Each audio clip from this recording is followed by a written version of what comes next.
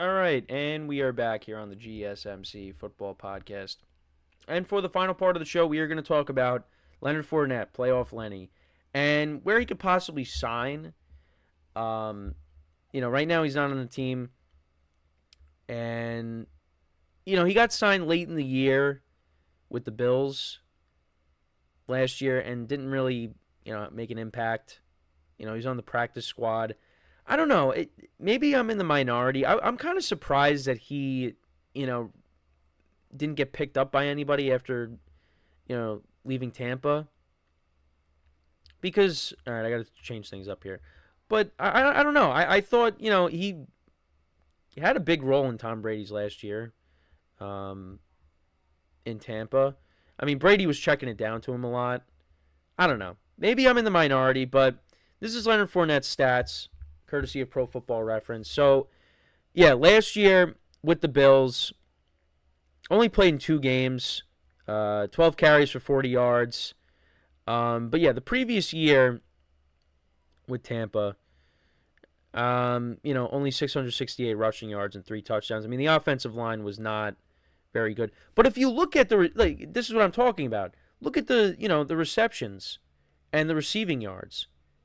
He had, over 500 yards receiving, 73 receptions, 3 touchdowns. Now, a lot of it was checkdowns because the Bucs offensive line was not good that year. Yeah, and then you go back to 2021. He was solid, 812 yards rushing, 8 touchdowns. Got hurt. Of course, he's a guy that's been injured throughout his career. But, yeah, I mean, his best season was, with the Jags. He only had 3 touchdowns, but he did have, 1,100 rushing yards. And he had 500 receiving yards as well. But you know what? He is on the older side. I understand that when it comes to the running back position. But I think he deserves at least, a role where he could be a complimentary back. He's not a guy that's going to be an every down back. I mean, look, we got guys like you see Latavius Murray is still on teams, and he still, at times can produce. You're telling me Leonard Fournette can't be on a roster? I mean, maybe it's going to be like a similar situation to last year where, a team like the Bills signs him late in the season. But, with the Bills, he really didn't have an impact. So, but yeah, I mean, he's, right now he's 29, I believe. So yeah, I mean, he's getting up there in age, and that's what happens with these running backs. So we'll see.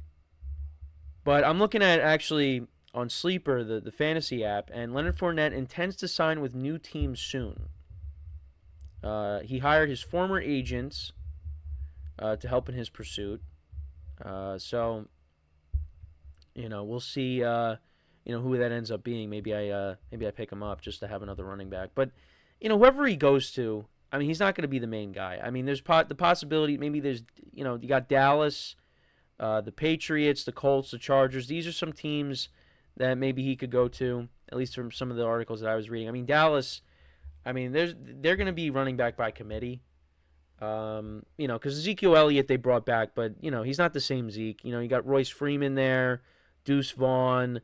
Rico Dowdle, it's going to be running back by committee there. So, and maybe they, I don't really see Fournette fitting there just because they got so many backs. I mean, none of them really jump out at you, but, I mean, Zeke does because of the name, but, he's not the same Zeke that he once was. The Patriots, like I said, they're a possibility maybe. He actually, they brought him in for a visit. I forget what year it was, but it was one of the years, while Brady was still in Tampa. And it might have been, was it 2021? They brought him in for a visit. It was either 21 or 22, but he ended up signing back with the Bucs. You also got the Colts. Right now they have Trey Sermon and Evan Hall behind Jonathan Taylor. There's no more Zach Moss. He's now with the Bengals. So, maybe they bring him in, back up Jonathan Taylor. I don't think that's bad. You got the Chargers as well. I mean, you got the Ravens backfield with Gus Edwards and J.K. Dobbins. You got Kamani Vidal and Isaiah Spiller as well. So, maybe that's another spot for him. I think at some point he will get signed if there's an injury that occurs. But, yeah, I mean, right now, he's still a free agent. But I just read on Sleeper just now, he intends to sign with the team soon. So I guess maybe he is getting offers, but only time will tell. But yeah, I think those days of him being the lead back, that it's not happening. He's going to be a guy that's going to be a complimentary piece. And I think on a team that has a good offensive line. And maybe I think he wants to go to a team that has a chance to do something. I don't think he wants to go somewhere where the team's rebuilding. I don't know. Maybe he comes in and he could do well in the role that he's given. But I mean, maybe I'm speaking more positively when it comes to Fournette. But I don't know. I think playoff Lenny's got a little bit left in the tank. I also think Dalvin Cook has a little bit left in the tank, if I'm going to be honest. I know he looked horrible with the Jets last year, but the Jets had one of the worst offensive lines, and Breece Hall was healthy. Breece Hall was the lead back.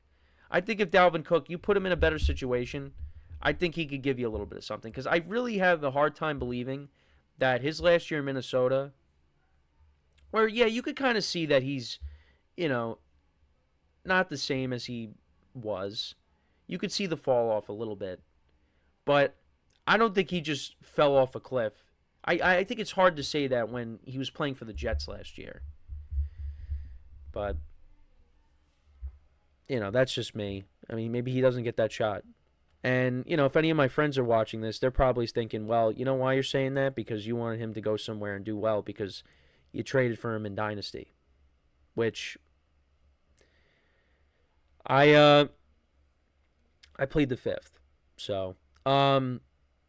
but yeah, I mean, I think Fournette deserves a spot on a team. Now, who's that team going to be? Well, I gave you some possibilities.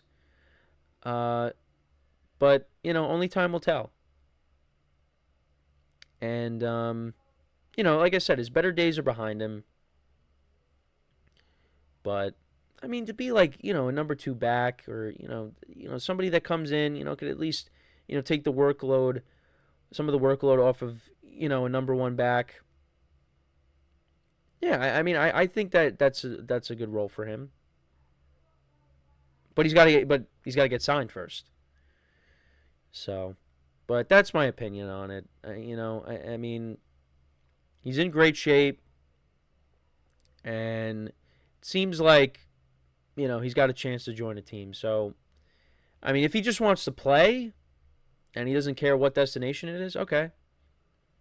But, I mean, I think for him, maybe he wants to go to a contender. He probably leans towards doing that. And, he's got a Super Bowl ring with the Bucs. So it's not like he doesn't have a championship. But, yeah, we'll see. But those are some teams that at least I saw. You have the Cowboys, Chargers, Colts, Patriots. Maybe it's a team that we didn't talk about. It's possible. But yeah, but that is my thoughts on Leonard Fournette. Let me know what you guys think, though. Where do you think he deserves to be signed by another team? Do you think this is it for him? If you do think he deserves to be on a roster, what team do you think would be a good fit for him? Let me know in the comments. So, yeah, that's pretty much it for the show for today. The ESPYs were last night. I didn't get a chance to watch it. I'm going to try to get to it at some point. I know Lamar Jackson, his play in the AFC Championship game where, the ball got batted up in the air and he caught it off the rebound, and it looked like he was going to take it to the house if he didn't get tackled from behind. That one best play. I know I went over yesterday. Patrick Mahomes won Best NFL Player. So, if there's anything to come out of the ESPYs, that came out of the SBs that we can cover. I'll make sure to talk about it. Watch some more of The Receiver on Netflix, and then of course we got the Hard Knocks episode coming out on Tuesday, so I'll make sure to get to that next week as well. I'll try to recap every episode. So far we've done the first two. Episode 3 should be juicy because we're gonna find out more of the Saquon Barkley situation. So and I think we'll get to the Brian Burns trade. So, yeah, and look, I know a lot of these topics. It's getting a little repetitive with certain things.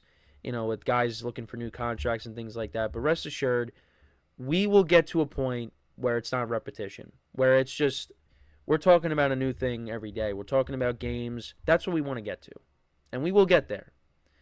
It's just we kind of gotta get through the off season here, and at least thankfully for these series that are coming out or already have come out, that gives us more things to discuss here.